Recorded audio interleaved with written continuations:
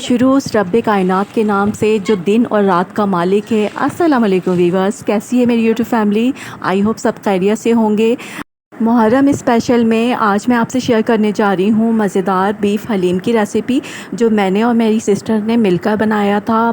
बहुत मज़े का बना था। मैंने बीफ का कोरमा बना लिया था और उन्होंने सारी दालें और जौ और गेहूँ रात भर भिगोकर और फिर एक पतीले में पकने रख दिया था। तो यहाँ पर उन्होंने पहले दालें और ये सब शो कर दी थी। तो यहाँ एक एक कप दालें ली थी और ये देखिए मसूर की दाल है 1 कप, और गेहूं है और जौ है, चने की दाल है, इसके अलावा माश की दाल है और ये चावल हैं, और इसके अलावा मूंग की दाल है। तो ये इन्होंने एक एक कप ले ली थी और गेहूँ ज़्यादा लिए थे। तो ये गेहूँ हैं ब्राउन वाले, तो ये इन्होंने 1.5 कप लिए थे, बल्कि 1.5 कप से थोड़े ज़्यादा हैं। और मसूर की दाल, चने की दाल, मूंग की दाल, ये सब एक एक कप ली थी।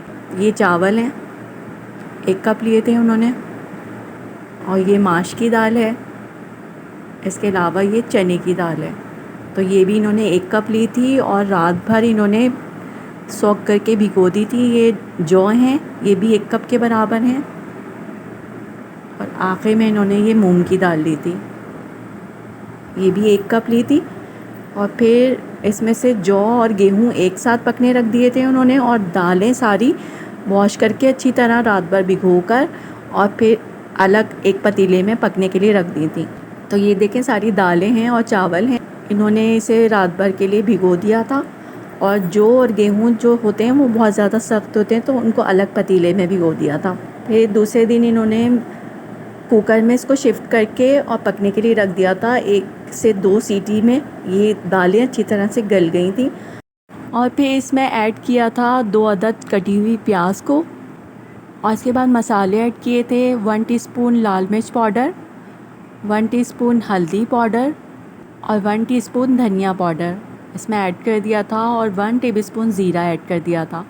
और इन मसालों को अच्छी तरह से मिक्स करके इन्होंने इसे कवर करके रख दिया था, और 1-2 सीटी में ये सारी दालें अच्छी तरह से गल गई थी। और इसके बाद जौ और गेहूं को भी दूसरी पतीली में पकने रखा था इन्होंने, और इसमें डाल दिया था थोड़ा सा ऑयल, तकरीबन 2 टेबलस्पून के बराबर, और इसमें अदरक लहसुन का पेस्ट ऐड कर दिया था 1 टेबलस्पून, और हरी मिर्चें 15 से 20 और तेज़पत्ता ऐड कर दिया था।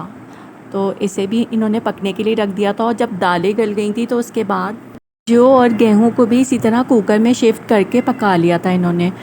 और मैंने यहाँ बनाया था कोरमा, जिसके लिए मैंने एक पतीली में 1 बड़ा चम्मच घी ऐड कर दिया था, क्योंकि जब आप हलीम बनाते हैं ना तो कोरमा जो है घी में बनाया करें, उससे बहुत अच्छा टेस्ट आता है। इसके बाद मैंने 2 अदद प्याज को इसमें स्लाइस में कटा हुआ ऐड कर दिया था। प्याज मैंने यहाँ पर मशीन से काटी थी, बहुत बारीक कटी थी, 6 से 7 प्याज काटी थी, उसमें से बस 2 प्याज इसमें डाल दी थी। देखिए प्याज हमारी ब्राउन हो गई है।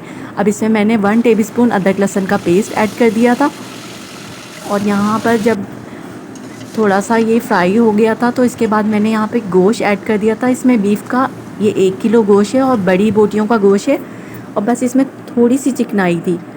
तो जब कलर चेंज हो गया था गोश्त का तो इसमें डाला था मैंने 1 टीस्पून हल्दी, 1 टीस्पून लाल मिर्च पाउडर और 1 टीस्पून धनिया पाउडर, थोड़ा सा पानी ऐड कर दिया था। और इसके बाद इसमें मैंने शान कोरमा मसाला डाला था।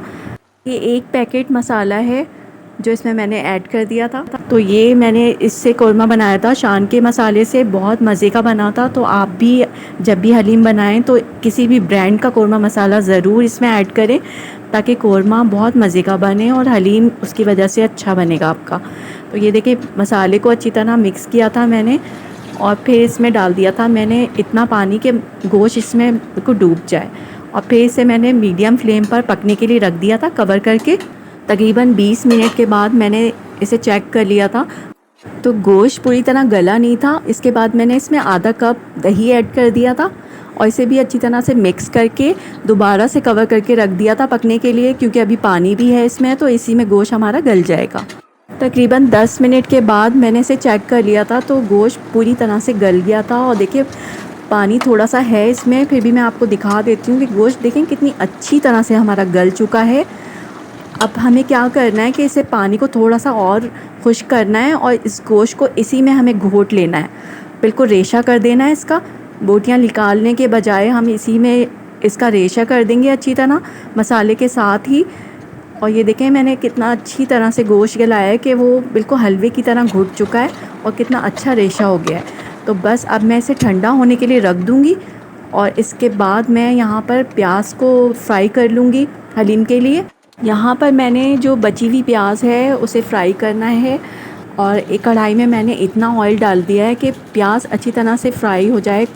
अगर आप चाहते हैं कि आपकी प्याज क्रिस्पी फ्राई हो तो आपको ऑयल को बहुत ज़्यादा गर्म करना है और खौलते हुए ऑयल में प्याज को डालना होगा और फिर से चलाते रहना है, इसको छोड़ना नहीं है ऐसे, तो आपकी प्याज बिल्कुल क्रिस्पी फ्राई हो जाएगी। अब मैंने इसे देखें तकरीबन 1 से 2 सेकंड में बार बार चलाया था और ये हमारी बहुत अच्छी सी प्याज क्रिस्पी फ्राई हो चुकी है।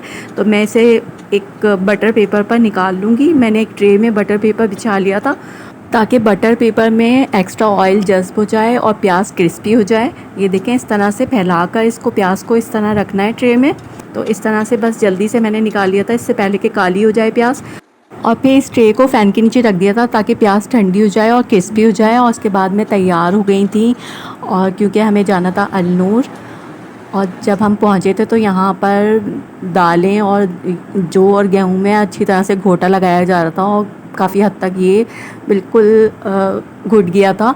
अब हमें इसमें डालना था गोश्त जो मैं एक शॉपर में करके ले गई थी।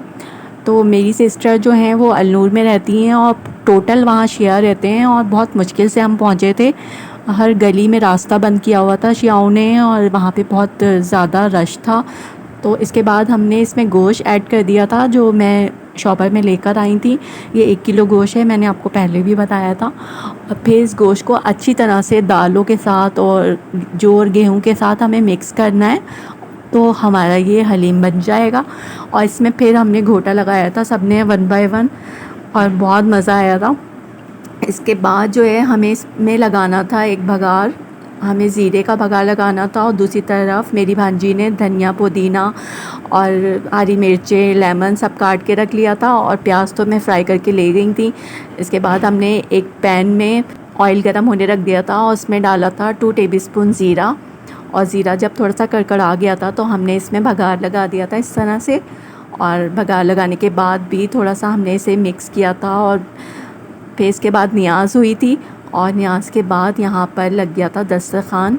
और ये देखें तली हुई प्याज और ये डिश में हमने हलीम निकाल लिया था और बहुत मज़ा आया था। और हलीम इमाम हुसैनों की बरकत से बहुत मज़े का बना था। और वैसे अगर हम बनाते हैं तो इतना टेस्ट नहीं आता, लेकिन जब हम न्याज़ की कोई चीज़ बनाते हैं ना तो बहुत जायका आ जाता है। और आप यकीन करें कि बिल्कुल परफेक्ट बना था। पहली बार हलीम बनाया था और इसमें नमक मिर्च बिल्कुल परफेक्ट थी, ना तेज़ हुई थी ना कम थी।